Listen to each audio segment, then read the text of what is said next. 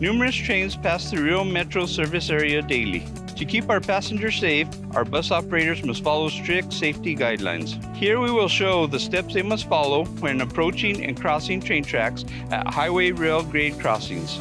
As the bus operator approaches a railroad crossing, they must maneuver the bus into the far right lane, and they must activate their four-way flashers. The bus operator must stop between 15 to 50 feet before the nearest railroad track.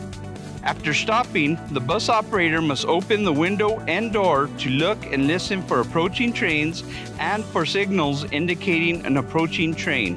When the bus operator notes that there are no approaching trains, they can safely cross the train tracks, close the door, and deactivate their four-way flashers once the bus has cleared the tracks. These are just some of the safe driving procedures for bus operators near the railroad tracks.